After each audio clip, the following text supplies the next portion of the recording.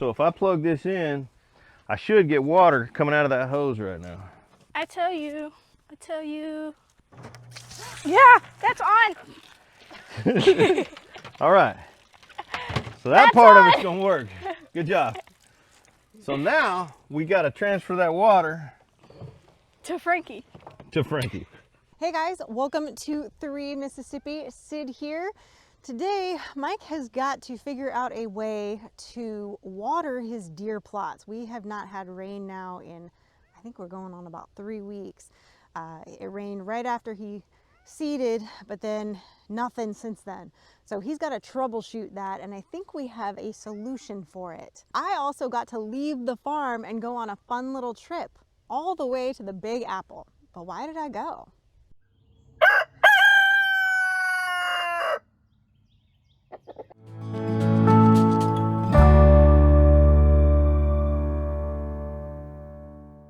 We are headed out to the deer plots. Yep. Yep.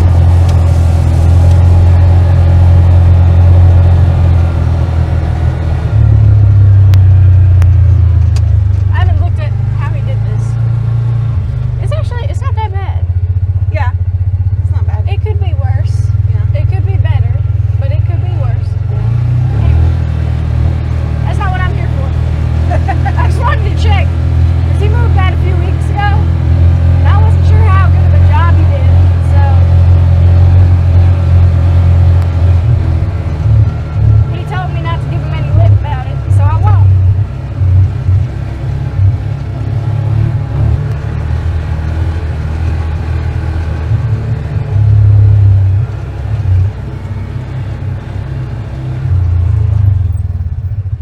What are those?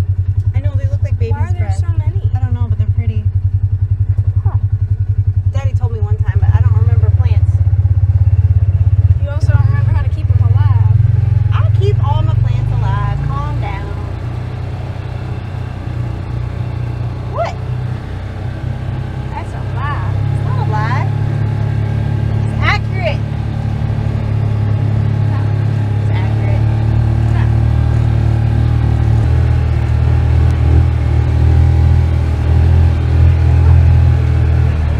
I'm assuming. I gotta back it There's a up. path right here. Yeah, I gotta back it up and go down the road. The road. The road. Oh, right into the sun.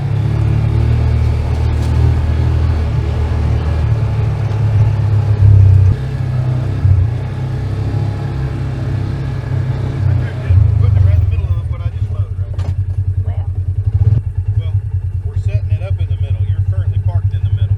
Pull Pull forward. forward. well. I don't know. Yeah. Hey, in my defense, you put a road leading down to. That's not a road. It's called a shooting lane, Frankie. Well, we thought it was There a was road. one. There was tire marks. Our blind's going to be There up was there. there was tire marks. You know why? Why? Because I used a spreader to spread the seeds. There's one piece of the one leg sitting in the side. The solar charger got broken by the raccoons, and then the battery got broken. By the rain. No, by me using the wrong battery charger.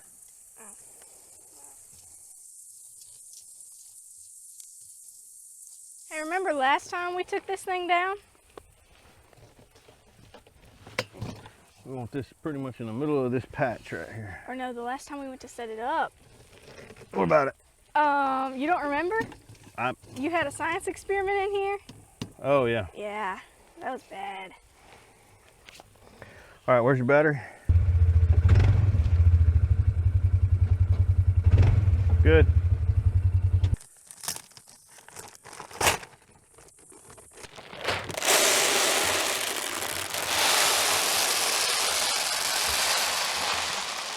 £30 gets a lot heavier when you gotta put it over your head. You're not gonna believe this, Frankie. Found the bolt. So you left it in the. Oh no, you don't even Where? want to know where I found It it. was in the glove box. So he left it in the glove box since whenever he I found it took in a this box apart. of bullets in the glove box. Huh. That's not the most Michael thing. See, that's one of those things that he tells me to go look for, and then I say I can't find it, and then he says, if I go out there and I find it, you're in trouble. And then he goes in and finds it in like 2 seconds. You want to know why? Because he's the one that put it somewhere, and he actually remembers by that time where he put it. Frankie, why do you have 6 pairs of gloves in the glove compartment? They're not all mine, and All right. it's a glove compartment. Yeah, but you need to pick 1 pair of those gloves for the glove compartment. This is my pair of gloves. All right. The other one of them is your wife, but she put both of them in there. So go put these on your mom's pillow. That's funny.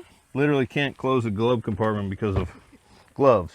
Put them back in the glove compartment. Do not put those back in the glove compartment. That's not where they're going to go.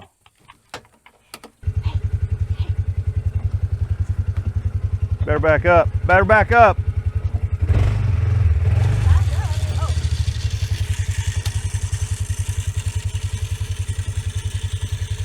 Don't get close to it. I hope it hits you in the face. What I did here this year is a series of micro plots and shooting lanes instead of like a singular larger plot. So this field that we're standing in right now is our biggest field. It's about 20 acres total. And I kind of have it really subdivided by how I've been maintaining it, almost as if I've been rotational grazing. If you look around the field, you can kind of see a line over here where I bush hogged about, 5 weeks ago. Up there, I didn't bush hog that time. If you look down here, you see some really tall stuff. And then just inside of that, you see a few acres that I bush hogged, 2 weeks ago. If you look out into the sun there, again, you see areas, the far side, you can't probably really tell from here, but there's a several acre strip that I recently bush hogged, but inside of that, there's an area that hasn't been bush hogged in about 6-7 months, so it's much taller. Same thing beyond that island of trees, there's an area that's been recently bush hogged, but then above that, I've been letting that 3 acres on the top grow up completely that's a little over 2 years of growth. Where I'm standing right now, another little micro plot about 100 yards away from where I'm going to have a shooting house, and beyond the micro plot, I have not recently bush hogged. The idea is I'm trying to give the wildlife some areas of refuge, really. We have a bunch of turkeys out here. I've got some field camera footage of some turkeys, deer. When the does are dropping fawns, they like to have areas that they can hide in. And then, later in the fall, when we're trying to get these deer to come out into feeding areas, they like to have kind of feathered edges, if you can, where there's a little bit more cover. So again, we're only going to harvest a few deer off of this, but while I can, as long as I don't have livestock on here, I'm trying to keep it maintained in a way that it benefits the whole herd. Once we have livestock out here on this 20-acre pasture, I'll have to maintain it very differently. I'll probably fence it and cross fence it, but I'll rotationally graze it, which is kind of how I've been bush hogging it, rotationally bush hogging it, and always leaving some areas a little bit more grown up to give, one, the animals some cover, and two, to let some of the the more indigenous grasses in the area go to seed, because I prefer to try to get as much of the local, the indigenous grasses going healthy and strong as I can, over trying to plant too much of other things. Now here in this microplot, I did plant some cereal rye. If you look down here, all these little guys right here, that looks like that's probably brassicas. So that's going to be my turnips coming up, nice little bunch of them. And then these, all of these smaller grasses that are growing up in between here, these are the ryegrass. I've got some pretty good germination in this spot. if we get some rain before this, oh, there's some clover right there. If we get some rain before this stuff dries up, I'm gonna have a real nice stand here of things that will perform well in the wintertime. Cereal rye, it comes back really strong in the spring also. Good nutritional value. It'll be good for, you know, as soon as spring hits, it'll come back real strong. You know, then these does will be lactating. Everything else in the spring won't be quite hitting yet, but this will be just on fire. So it'll be good grazing for them. And of course, there's no hunting season at that time. So that's just for them because, like I said, we want the whole herd to be as healthy as possible. And we're only harvesting, you know, a few for us. So that's kind of the plan out here. We have another 10-acre field on the other side of that tree line over there that we're doing a little bit differently, but this project right here is a combination of, you know, my deer hunting and kind of wildlife, you know, I don't know what to call it, park, combined with testing my rotational bush hogging. It's nice too when, you know, when you've got a smaller tractor like me with a 5-foot bush hog, if you said, hey, go bush hog that 20-acre field, that's a long day, if it could even be done in a day. But if I say, hey, I got to go hit 3 acres of the field, no problem. And guys, I'm telling you, you know, I didn't till anything this year.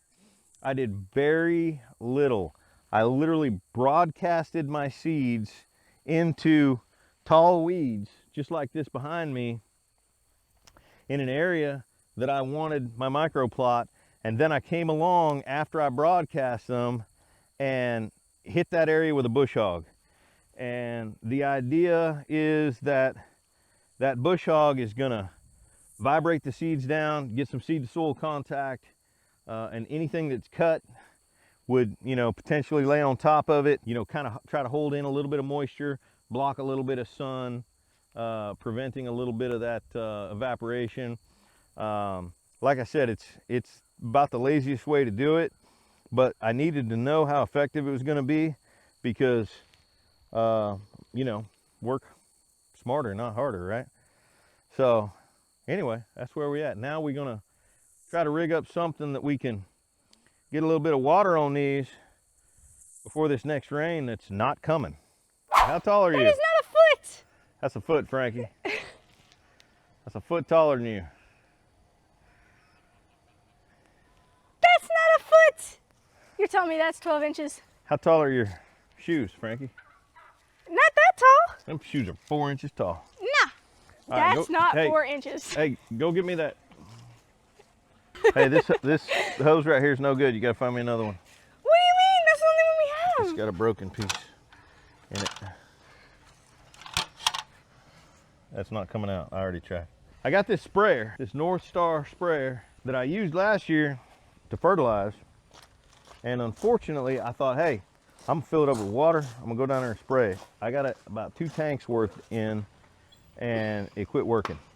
And I've checked to see if I got an air leak. I don't. I think my pump's gone bad. So I'm trying to rig up a way to water using a 55-gallon pump. And we're gonna find out if this is gonna work. Or did I say pump? 55-gallon drum. I got this old pond pump that I'm gonna put on here. That's perfect. Go ahead and open that for me. I'm gonna put this old pond pump in here. Get it down at the bottom of this 55-gallon drum.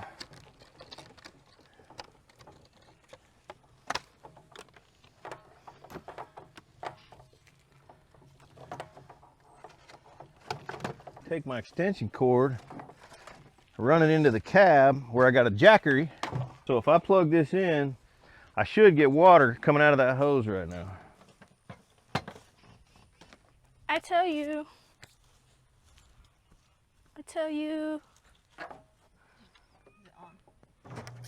Yeah, that's on.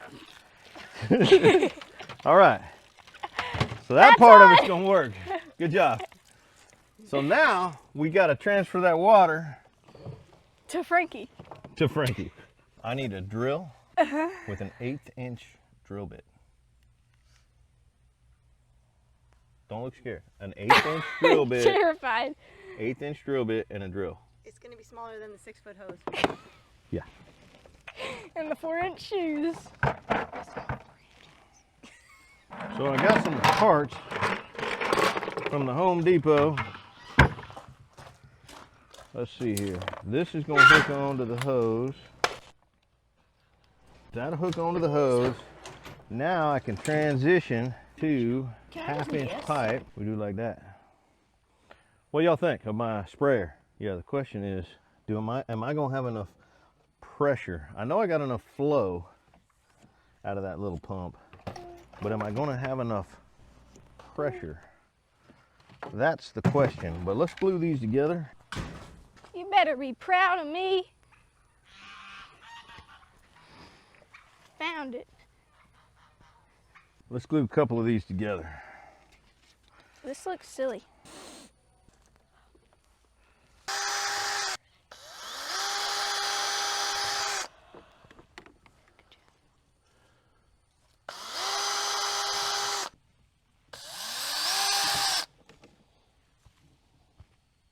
What do you mean? What do I think's gonna happen? Turn on that pump, find out.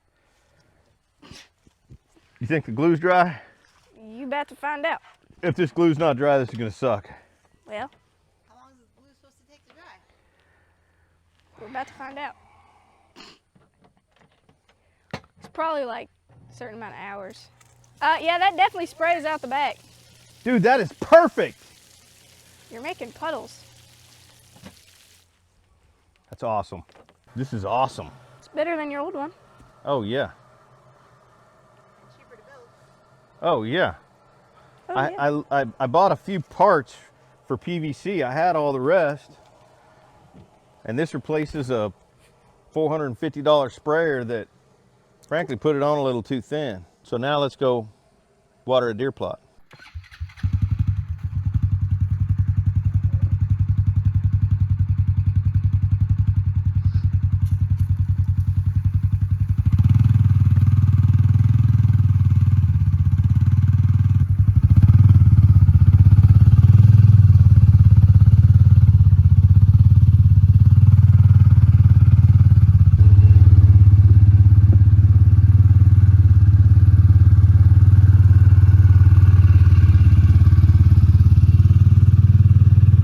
Jackery definitely saved the day and made it so Mike was able to use that pump and water his deer plots so he can really get them thriving out there in time for deer season. Speaking of Jackery, Jackery was the reason that I got to go to New York.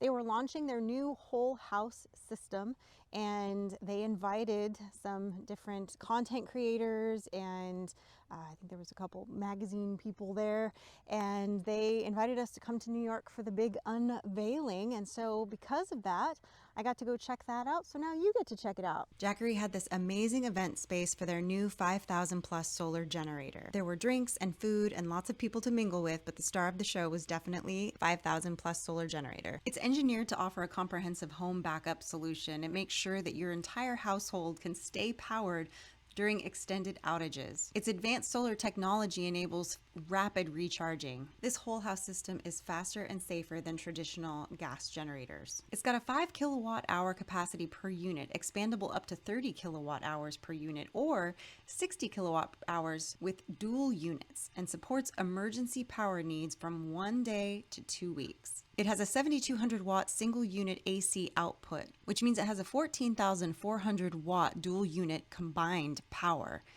It can support a whole house backup with 14 kilowatt capacity covering most appliances. It's efficient with high voltage PV charging up to 4,000 watts in just 2 hours, combined with low voltage PV and optimized for rapid power input with the 500 watt Solar Saga 500X panels. It's perfect for whole house integration because it works with the smart transfer switch to support entire house loads with customizable connection options based on user needs. It's got dual voltage output, 120 and 240 output for broad capability with various loads and home scenarios. It's got 12 ports to accommodate a lot of devices simultaneously, and it truly has Seamless UPS switching, 0 millisecond transfer time ensures uninterrupted power supply. It's got smart control, so peak shaving and load leveling to reduce electricity costs. And you can control it all from an app, monitoring the statistics from the solar generation to real-time power display, settings, and more. And it's portable.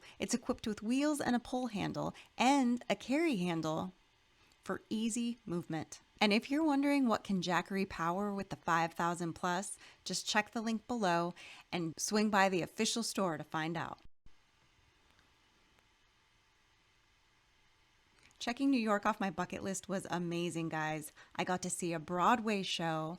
I got to go see the Statue of Liberty in person, which was absolutely breathtaking. It was truly a sight to see in person. Having a real New York deli style bagel while I sat in Central Park and watched the geese and the ducks and the turtles and, of course, even a Muscovy, which I got to tell the locals what they were. They couldn't figure out if it was a duck or not, and I informed them that it's a duck, but not really. Anyway, you know I love ducks and birds. I got to see a lot of Manhattan from the back of the cab, and I did a fair amount of walking around.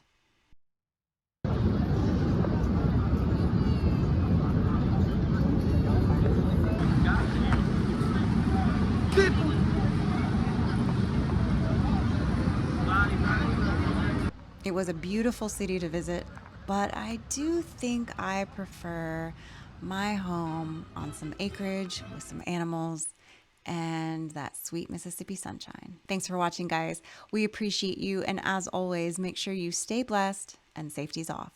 And don't forget to check that link down below to see about that new Jackery whole house system.